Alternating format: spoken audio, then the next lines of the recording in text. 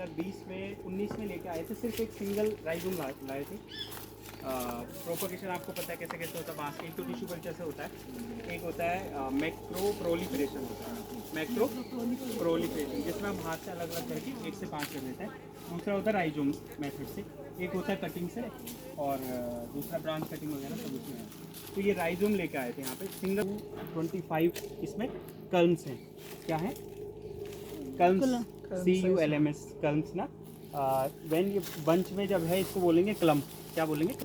तो इसमें 22 से 25 आ जाते हैं, मतलब एवरेज अगर हम देखें तो एक साल में कम से कम 4 से 5 पोल इसमें नहीं निकलते हैं, राइजोम निकलते हैं, राइजोम सिस्टम से, है ना। फिर वो बड़ा होके पूरा, और जब मैच्योर हो जाता है 2 से 2.5 साल के, जो ये पोल कटा हुआ है ना, ये मैच्योर पोल है, 2.5 साल से 3 साल इसकी उम्र होगी, और इसको काट के हमने फर्नीचर बनवाया है। उसके साथ ही यहाँ पे जो ये आपके पीछे लगा है, ये बैम्बूसा बैम्बूस है, बैम्बूसा बैम्बूस, जिसको कांटा बांस भी बोलते हैं नॉर्मली, और हमारे पूरे भारत में लगभग 85% पाया जाता है, about all over species of bamboos हैं। टोटल हमारे पास 146 स्पीसीज है इंडिया में, जिसमें से prominently we use to cultivate only 10 species like डेंडोकलमस जाइगेंसिस, बैम्बूसा बैम्बूस, डेंडोकलमस स्टिक्सस, डेंडोकलमस हिमिल्टोनी, बैम्बूसा बाल्कुआ, बैम्बूसा टुल्डा। टुल्डा अगरबत्ती, अगर आप लोगों ने बैम्बू का यूज़ उसमें सुना हो, देखा हो, तो सबसे ज़्यादा जो यूज़ होता है बैम्बू कौन सा होता है? बैम्बूसा टुल्डा होता है, because of the distance of these internode. This is node ना, दो नोड है, the distance between two node is internode. So you can see the internode of that gigantic is very large in comparison to this stick bamboos. So उसके stick, अगर इसको हम काट देते हैं ऐसे, तो इसकी स्टिक निकालने में आसानी होती है। तो इसके साथ ही हम इसका यूज, अब अगर हमारे यहाँ पे क्या यूज़ होता था पहले, लाइक पुराने घरों में जैसे छत वत बनाने में, है ना, कोई भी आप पुराना घर खोल दीजिए, उसके नीचे बांस आपको मिलेगा, और सालों साल मिलेगा, 50-60 साल 100 साल तक भी वो रहता है। आज के मॉडर्न टाइम में आपने देखा स्कार्फ फोल्डिंग में होता है यूज़, है ना। एग्रीकल्चर अगर बैकग्राउंड के कोई है, या नॉर्मली भी सबको पता है कि स्कार्फ फोल्डिंग क्या होती है, या उसके लिए इमारत की लकड़ी के लिए या गार्डन वुडन में सपोर्ट के लिए सब होता है। तो इसमें मेन फेल होता है इसका इंटरनोड का। अगर इंटरनोड ज़्यादा है तो इसकी फ्लेक्स, मतलब इसमें लोड डालेंगे तो फट जाएगा, टूट जाएगा, है ना। तो जिसकी इंटरनोड कम होती है वो मजबूत कामों के लिए इस्तेमाल होता है।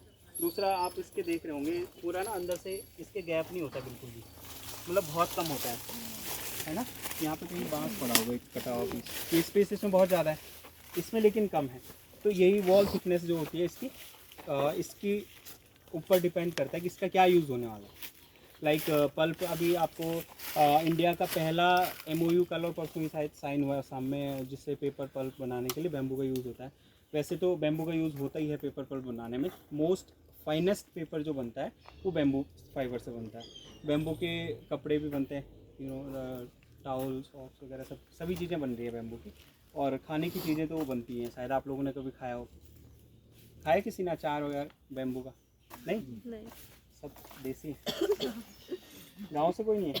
गांव से ही है। तो फिर कैसे आप लोग गांव में तो दादी नानी वो लोग लाते थे ना इसके बांस के तल्ले बल्ले, तो इधर नहीं होता। मतलब अगर कहें कि बांस को ही क्यों लगाएं, मतलब किसी भी अदर प्लांट से 33 to 35% ये कार्बन सिक्वेस्ट्रेट करता है, मोर देन किसी भी प्लांट से। कितना? 33 to 35 कार्बन सिक्वेस्ट्रेट। आपको पता है ना? पता है ना? नहीं है। कार्बन सिक्वेस्ट्रेशन मतलब एनवायरनमेंट में जितना कार्बन एक प्लांट सिक्वेस्ट्रेट कर सकता है, मतलब अपने अंदर ला सकता है। जैसे ऑक्सीजन ये छोड़ रहा है, रिलीज कर रहा है, और कार्बन को इनटेक कर रहा है ना, अपने अंदर, हाँ, ले रहा है। तो कितना एक बैम्बू कर सकता है। अब वो किस पे डिपेंड कर रहा है, क्योंकि फास्ट ग्रोथ जिसकी हो रही है, जिसकी ग्रोथ ज़्यादा होगी वो ज़्यादा ऑक्सीजन मतलब दे रहा है और ज़्यादा कार्बन इन्वायरमेंट से ले रहा है। तो बैम्बू का मैंने बताया कि ये 2019 में एक से सिंगल राइजोम लगा था 6 से 7 फीट का। आज आपके सामने 22 से 25 पोल, तो इसका मतलब इसने फास्ट ग्रोथ करी है ना। तो ये ज़्यादा कार्बन सिक्वेस्ट्रेट करता है ज़्यादा, और ये एक रिन्यूएबल रिसोर्स भी है, सस्टेनेबल रिसोर्स भी है। रिन्यूएबल तो आपको पता है ना। सस्टेनेबल इसलिए है क्योंकि अगर मैं इसका एक पोल काट देता हूँ तो यहाँ से दूसरे साल दूसरा निकलेगा। इसी जगह पर अगर मैं इस पेड़ को काटता हूँ, इस पेड़ को काटने के बाद इसी अवस्था में आने के लिए ये लगभग कितने साल लगा देगा? हाँ, मतलब मान लीजिए 5 साल का पेड़ है तो ये 5 साल तक इसी अवस्था में आने में लगा देगा। लेकिन अगर मैंने एक लगा दिया, अब ये इतने सारे हो गए हैं 5 साल बाद, अगर मैं इसमें से 10 पोल भी काटता हूँ तो फिर भी इस पर कोई असर नहीं पड़ेगा। अगले साल या सॉरी इसी साल बरसात में ये 8 से 10 तो इसमें निकलने ही निकलने नए राइजोम्स। ठीक है, कोई क्वेश्चन आप लोग?